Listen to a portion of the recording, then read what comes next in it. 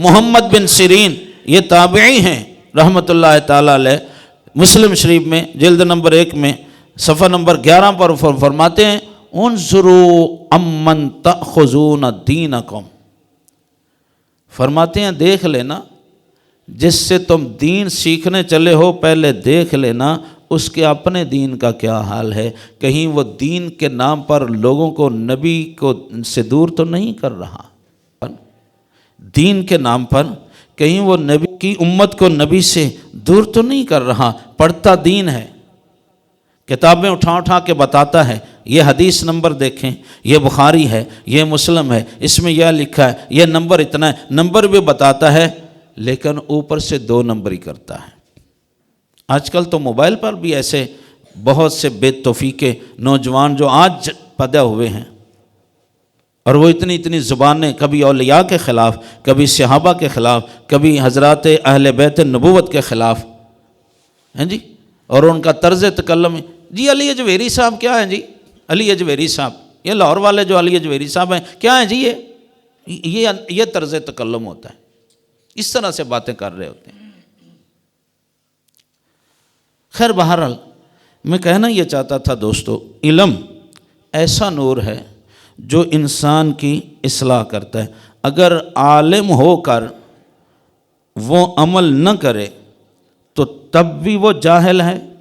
اور اگر عمل کرتا ہے علم نہیں ہے تو تب بھی جاہل ہے۔ اس لیے سلطان بہو نے فرمایا علم و باز جو کری فقیری، علم و باز جو کرے فقیری، کافر مرے دیوانہ ہو، یہ سلطان بہو فرما رہے ہیں۔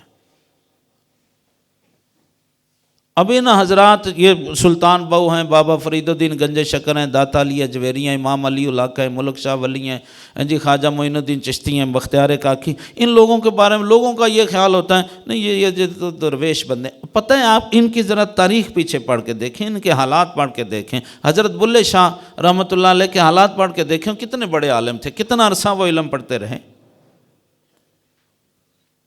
یہ سارے چند لوگ جن کے نام میں نے لیے ہیں، اس طرح کے جتنے بھی یہ لوگ ہیں جن کے بارے میں ہمارا تصور یہ ہے نہیں جی یہ تو صوفی لوگ تھے، یہ تو سب کو اپنے پاس بیٹھا، کبھی ان کی آپ تاریخ پڑھیں کہ یہ کتنا عرصہ۔ آج کل تو ہمارے دینی مدارس میں 9 سال کا کورس بنایا ہوا ہے، آپ کے لیے یہ میٹرک ہے، ایف اے ہے، بی اے سانر ہے،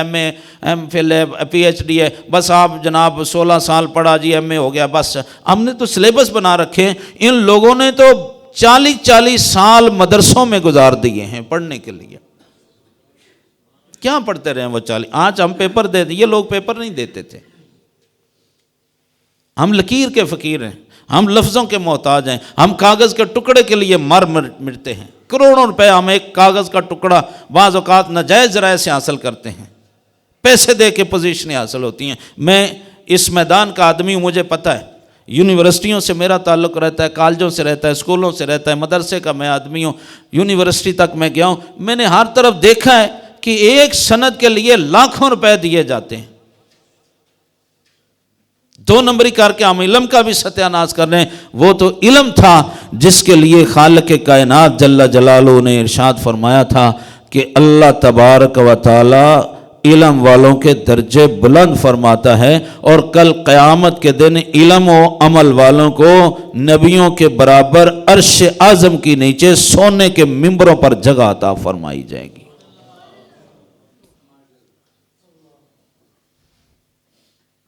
علم، میں اس بات میں حقیقت جانتا ہوں، میں یہ نہیں کہتا کہ علم صرف دینی مدرسے میں ہے، علم صرف مسجد میں ہے، میں نہیں یہ کہتا۔ آپ بھی یہ نہ کہیں کہ علم صرف کالج میں ہے، یونیورسٹی میں ہے۔ یہ جو قومی اسمبلی اور صوبائی اسمبلی میں آپ دیکھتے ہیں جب اجلاس ہوتے ہیں تو کرسیاں چلتی ہیں، اور جو وہاں زبان استعمال ہوتی ہے وہ کہاں کے پڑھے ہوتے ہیں؟ پاکستان کا چہرہ مورا ہوتا ہے نا، قومی اسمبلی، صوبائی اسمبلی، پوری دنیا کا میڈیا ہوتا ہے نا، وہاں وہ دیکھ رہے ہوتے ہیں یہ کیا ہے، یہ سارے جاہل ہوتے ہیں، ان پڑھ ہوتے ہیں۔ ان سب کے پاس، کسی کے پاس جرمنی کی ڈگری ہے، کسی کے پاس اٹلی کی ہے، کسی کی انگلستان کی ہے، کسی کی امریکہ سے ہے، کسی کے فلاں ملک سے، یہ جاہل نہیں ہوتے، یہ پڑھے لکھے ہوتے ہیں۔ کیا ہے؟ کیا یہ تعلیم ہے؟ یہ پاکستان کا اس وقت امیج جا رہا ہوتا ہے، پیغام جا رہا ہوتا ہے، یہ پاکستان کے سب سے اونچے طبقے کے پڑے ہوئے لوگ ہیں جو پاکستان کی قسمت کا فیصلہ کر رہے ہیں۔ کیا یہ علم ہے؟ نہیں، علم یہ ہے کہ امام غزالی اور امام فخر الدین رازی کے زمانے میں جب غیر مسلموں نے قرآن کا انکار کیا سائنس کے ذریعے سے، پریکٹیکل کر کے، یہ دیکھیں جی یہ ہے سائنس اس طرح کہتی ہے، قرآن اس طرح کہتا ہے، اس وقت یہ دو بندے کھڑے ہوئے ہیں، امام غزالی 6 صدی ہجری میں اور فخر الدین رازی 7ویں صدی ہجری میں، یہ دو بندے اللہ کے کھڑے ہوئے ہیں۔ انہوں نے غیر مسلم کی زبان میں سائنس کے پرخچے اڑا کر پھر قرآن کی سائنس سے ثابت کیا کہ قرآن میں جو حق ہے وہ اتنا بڑا حق ہے کہ قیامت تک بھی کوئی اسے جھٹلانا چاہے تو جھٹلا نہیں سکتا۔ ہاں اس کی ریسرچ میں نہ آ سکے یہ الگ بات ہے۔